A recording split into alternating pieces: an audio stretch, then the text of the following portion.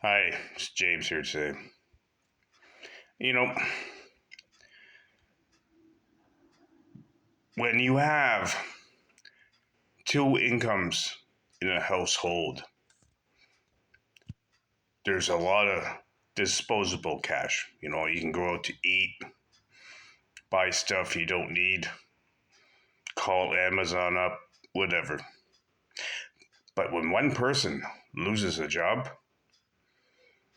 your savings drain fast.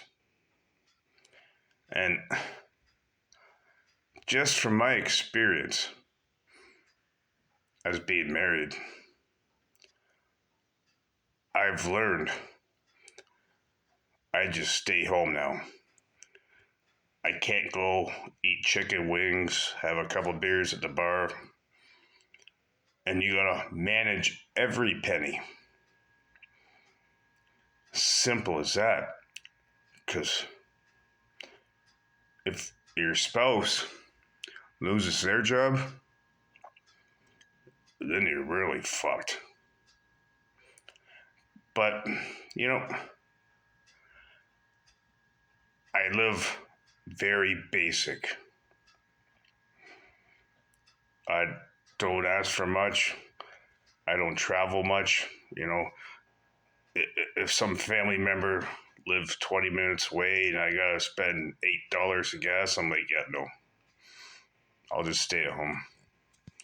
You know, I gotta watch every penny. When you're living off one income, it's not easy. And you can't guarantee that income. No income's guaranteed unless you're in a contract.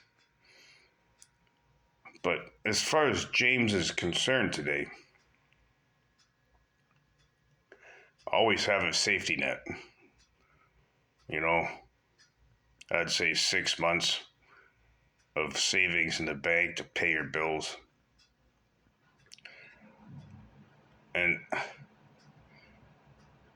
get your cars paid off and try and get your house paid off as fast as you can. Because when shit hits the fan, it hits the fan. And the economies these days, once you get a little older, it's tough to get a job. People don't want to take the liability to hire an older person unless you're management. But anyways, just my story from James today on being, well, I'm frugal, that's for sure. I'm 51 and I eat Kraft dinner and hot dogs. It's something to live off of. I buy a steak on my birthday. That's it. But if you're working, when you are working,